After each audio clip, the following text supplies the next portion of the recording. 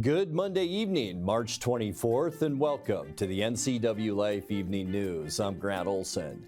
Here are a few of the stories we have coming up for you tonight. Police in Moses Lake are searching for the person who opened fire from a vehicle in the 500 block of West Loop Drive on Friday, killing a 14-year-old male victim. A Leavenworth man was arrested this weekend after a Saturday altercation on downtown Front Street. Unseasonably warm temperatures are here, but for how long?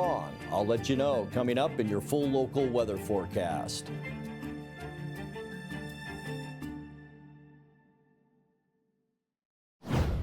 Last night, Wenatchee Valley Firefighters responded to reports of a fire on the second story of the Christopher House, an assisted living facility primarily for residents but with behavioral health issues. Firefighters responded to the scene and were surprised to discover that an act of heroism had occurred. NCWLIFE News spoke with Wenatchee Valley Fire Chief Brian Brett to get the details of the incident. Last night at just before 6 p.m., Wenatchee Valley Fire Department was dispatched to a commercial structure fire at the Christopher House. The Christopher House is in the 100 block of South Cleveland, and it's a licensed state facility, 5 stories in height, 70 occupants, that takes care of people with developmental, behavioral, and medical needs. Fire crews arrived to find smoke coming from the second floor, and then they discovered an extraordinary act of heroism. The nurse, Kayla Hauk, she went to the fire alarm panel when the alarm went off, looked at the panel, noticed it was coming from the second floor, secured the occupancy for everyone else, went up the stairs, found black smoke billowing from behind the door. She grabbed a fire extinguisher, opened the door, and with no visibility could hear the patient. She enters the room, can't see anything, discharges the fire extinguisher, locates the patient on the bed, by herself pulls the patient off the bed, drags her across the floor, out of the apartment, down the hallway, toward the stairwell where she was met by firefighters, and she transferred care of the patient directly to the firefighters. And then the fire crews were able to extinguish the fire. The fire started by the occupant of the room smoking a cigarette with oxygen on. She had a nasal cannula on and she was in bed smoking. And that is a bad combination. Kayla's acts of heroism are above and beyond any emergency protocol. She disregarded her own safety to save an occupant of the establishment she works at, and we can't thank her enough. The room had moderate damage. The patient was reportedly taken to, well, I know she was taken to Central Washington Hospital, female in her 50s, and I heard she was airlifted to Harborview, which is typical protocol for burn injuries, and I don't have an update on her condition. The room had moderate smoke damage. It cracked one of the windows. A sprinkler head activated and kept the fire contained for both Kayla's rescue and for firefighters to search it for additional occupants and complete extinguishment. Police in Moses Lake are searching for the person who opened fire from a vehicle in the 500 block of West Loop Drive, killing a 14-year-old male victim. The shooting happened about 9:13 p.m. on Friday. Police say 4 other people ranging in age from 13 to 26-year-old were injured when the vehicle passed and opened fire. The 14-year-old victim was pronounced dead at the scene. He's not yet been identified by authorities. Police say they found a suspect vehicle unoccupied after the incident, and on Saturday served a search warrant at a home in the 1500 block of Buell Drive to look for evidence. The 4 surviving gunshot victims were treated at Samaritan Hospital in Moses Lake. The investigation is ongoing. A blustery March afternoon at Eniat's Kiwanis Park made for some good flying for local kite enthusiasts. The Eniat Kite Festival is an annual event put on by the Eniat Library and the local Chamber of Commerce. Both store-bought and handmade kites went airborne during the 3-hour festival on Saturday. Guests enjoyed some high-flying fun with kites as well as entertainment, food vendors, and interactive games. Organizers say the event will return again next spring. One of the dozen men arrested last summer in the Washington State Patrol's net nanny sting is also facing charges in federal court. 63-year-old Raymond Sulak of Port Orchard allegedly rode a motorcycle from his home city to the Wenatchee Valley after making arrangements to have sex with two children ages 12 and 9. In fact, Sulak had been communicating online with a Washington State Patrol officer posing as a parent who would facilitate the sexual encounter. Sulak allegedly admitted in these chats to sexually abusing children in the past. He was arrested on local charges July 25th, but went free from the Chelan County Jail 3 weeks later on a $150,000 bond. During the investigation, police allegedly found evidence Sulak had traded large volumes of child sexual abuse material with another man in King County. In February, he was indicted in Western Washington on federal counts of child porn possession and attempted online enticement of a minor, and then taken back into custody in Port Orchard. That case was transferred earlier this month to the Eastern District of Federal Court in Spokane. No trial date has been set. When we come back, Chelan County Assessor Wes Cornelius will host 4 community meetings over the next 3 months to teach county residents about how property assessments are conducted. And the Apple STEM Network has researched the data center industry, and now the educational organization wants to share its findings. I'm Grant Olson, and you're watching the NCWLIFE Evening News.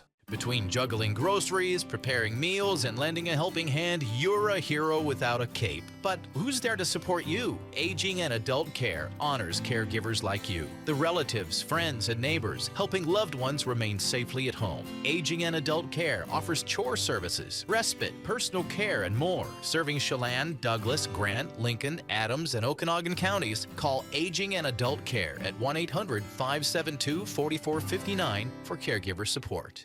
Central Washington Water is home to the Hot Spring Spa for over 45 years. Come see the Freshwater Smart IQ. It monitors your saltwater spa's pH balance, chlorine, and more. Or the cold plunge tub that will leave you feeling rejuvenated. Plug-and-play spas make hot tubbing easy. With great financing available, cold water, salt water, hot water, Central Washington Water has a spa for your budget and your lifestyle. Stop by today. The Wenatchee Bighorns are back in action against the Salem Capitals in TBL play on Thursday, April 17th. Join Grant Olson and Jamie Council with all the action here on the NCWLIFE channel. W.B. Smith Gym on the campus of Wenatchee Valley College is the home for Bighorns basketball, and you can see it live here on the NCWLIFE channel.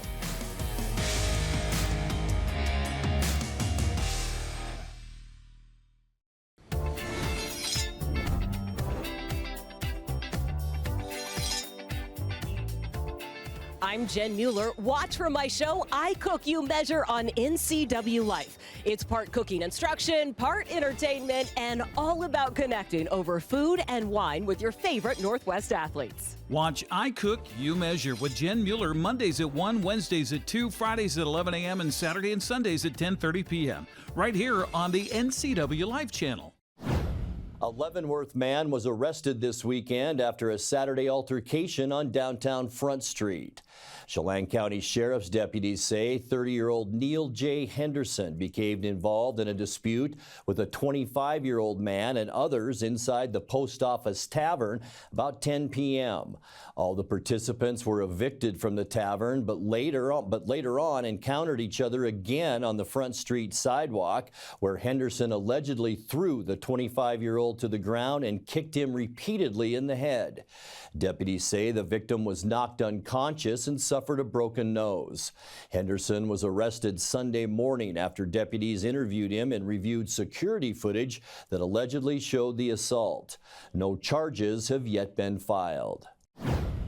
Chelan County Assessor Wes Cornelius will host 4 community meetings over the next 3 months to teach county residents about how property assessments are conducted. Cornelius and his team will answer questions related to how sales data is used for market analysis, why neighborhoods are broken up for reevaluation purposes, and more. Each meeting will also include a description of current real estate trends and how they may affect assessed values this year. The first meeting will be this Wednesday from 6 to 7 p.m. p.m. at Eniat Grange Hall.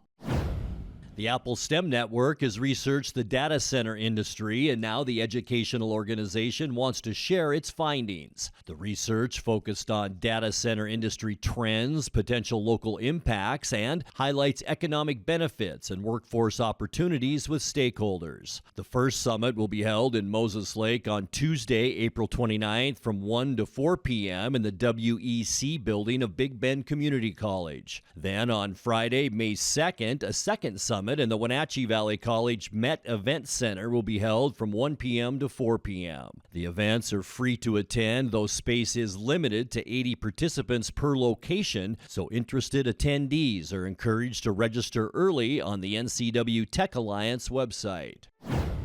Coming up next, this summer marks the 50th anniversary of the end of the Vietnam War.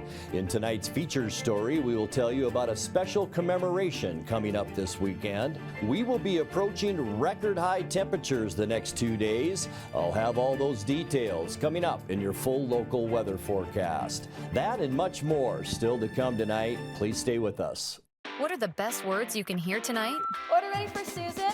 And if you hear those words at Abby's, you know it's going to be a legendary meal. Your pizza is loaded with toppings to the edge, premium ingredients, and real cheese. Yeah, baby. Gather with friends, play some video games, and watch the big game on TV. That's made Abby's a legendary pizza tradition for generations. And when you're ready to hear those magic words, Tom, your order's ready.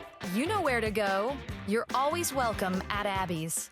There's no place like home, because home is where we're totally comfortable. It's where we can be ourselves and let our guards down. It's where we make memories, and we're always imagining new ways to keep it totally comfortable. Carrier, total comfort, totally happy. Turn to the experts, Carrier and Alpine Air. Heat and air, call Alpine Air. NCWLIFE's news team is keeping an eye on North Central Washington. Join us each weekday evening at 5, 6, and 10 for the NCWLIFE Evening News, with interviews, in-depth reporting, and the kind of insights you can't find anywhere else. We're the hometown news station for the Wenatchee Valley, the Cascade Foothills, and up and down the Columbia River. Thanks for watching NCWLIFE, proud to be part of the Washington State Apple Blossom Festival. This summer marks the 50th anniversary of the end of the Vietnam War.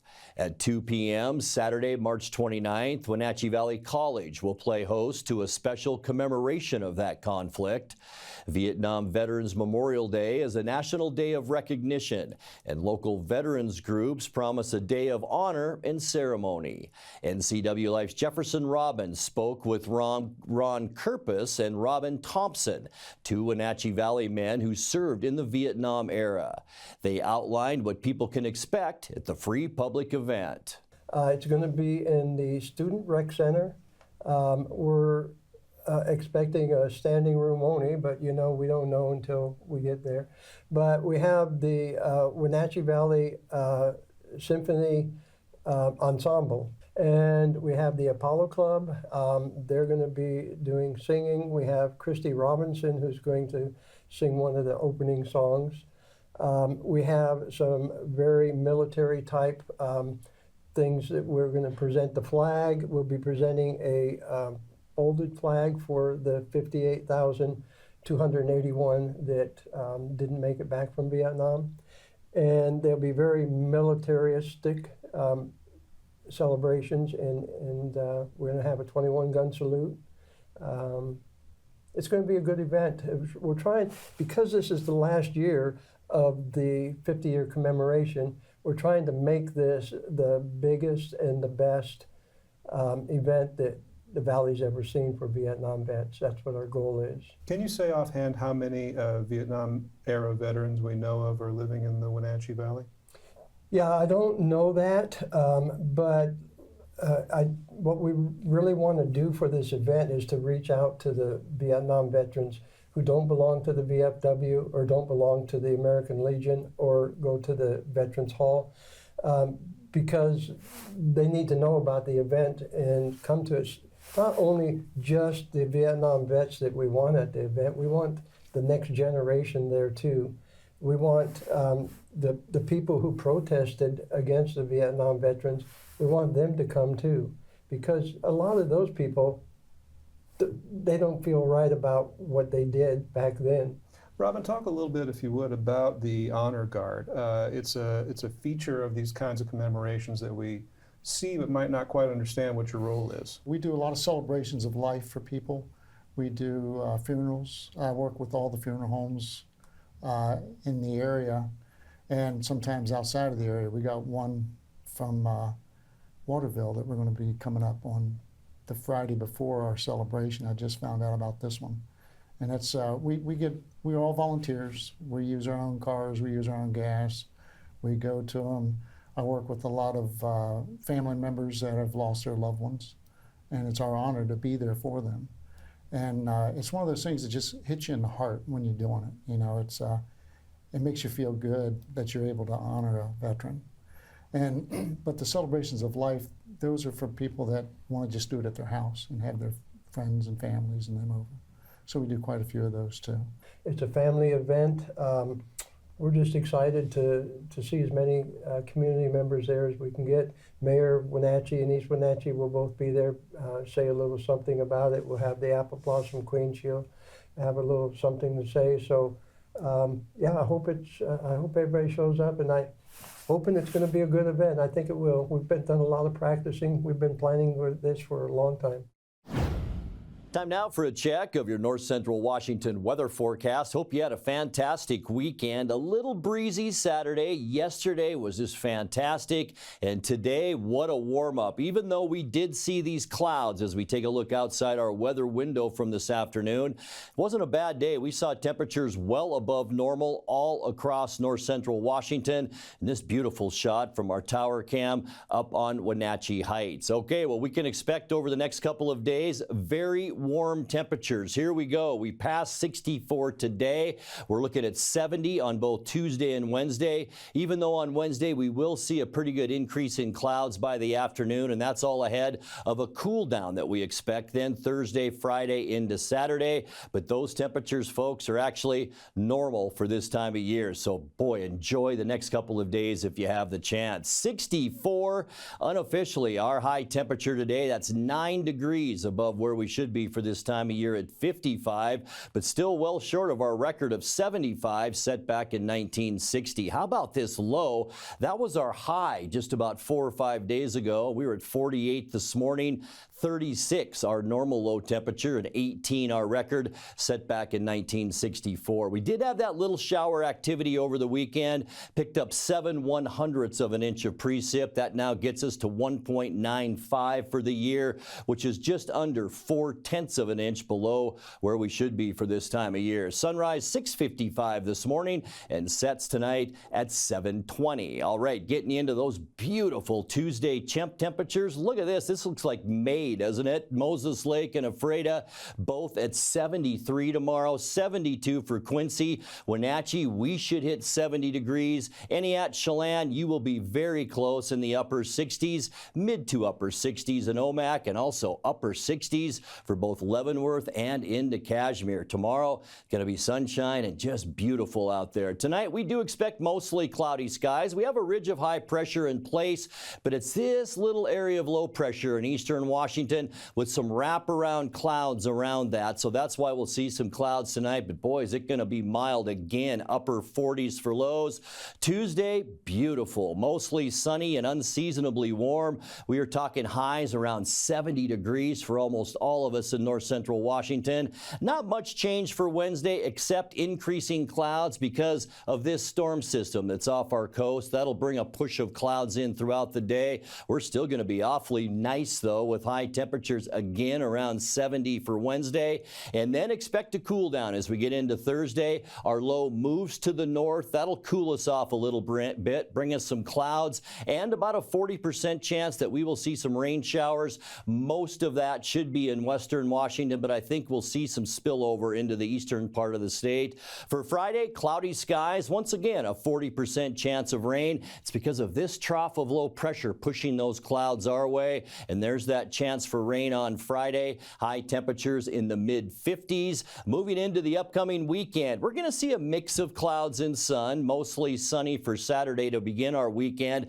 Here's a skinny ridge of high pressure that will keep us pretty stable on Saturday, with high temperatures in the mid to upper 50s, about where we should be for this time of year. And then as we move into the end of our forecast into Sunday, we will see cloudy skies, a double shot of low pressure building in from the west. We'll see seasonal high temperatures with readings on Sunday into the mid-50s. All right, your 7-day forecast now. 48 overnight tonight. Look at these temperatures. Tuesday and Wednesday, 70s with lows in the upper 40s. And then back to normal as we get you into Thursday with the 40% chance of rain both Thursday and Friday. 58 Thursday, 55 on Friday, with a mix of clouds and sun this weekend, and high temperatures in the mid to upper 50s. That's a look at your North Central Washington weather forecast. Coming up next, tonight's sports report with Eric Granstrom and more as the NCWLIFE Evening News continues right after this.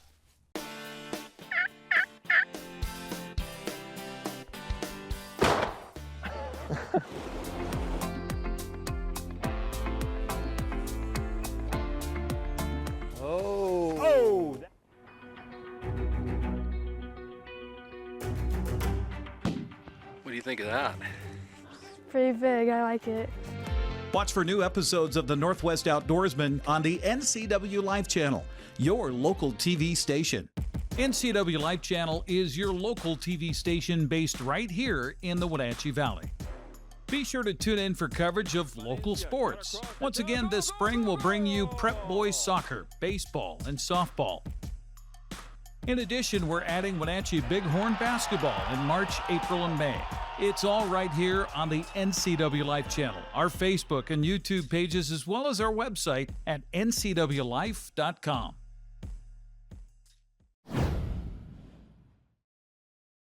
And a happy Monday. The TCU Horned Frogs are in the Sweet 16 of the NCAA Women's Basketball Tournament for the first time in school history. Haley had 16 points and 10 assists to help the Horned Frogs move past Louisville 80-65. 7 on the shot clock. Van Lith pulls up, got her first basket of the game. Yeah, first time she's had a really open look right there. What happens? How do they rotate and how does TCU get out of it? Van Lith gets around the double team, delivers to Hunter once again. Here comes Van Lith pushing in traffic, around all defenders, draws the foul, and one. TCU calls the play, and Jada Curry immediately turns around to the rest of her team. They know the play that's coming, but still can't stop it as Van Lith makes it all the way to the rim. Louisville 24-9 here in the second quarter.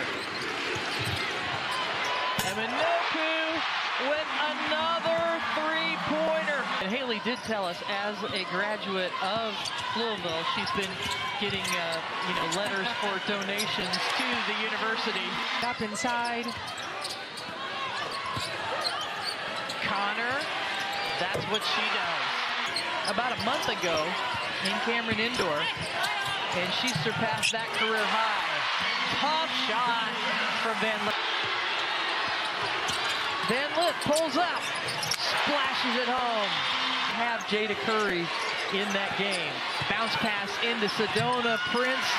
Beautiful pass by Van Lith. She gets it with 10 on the shot clock. Here comes the double team. Hunter from the corner, got it! And history is made in Fort Worth, Texas. The first Horned Frog basketball team to advance to a Sweet 16 in school history. After the game, Haley became emotional when she was asked about whether she might be the face of women's college basketball right now. It's a blessing, but I really am. I'm really standing on God's shoulders right now, you guys.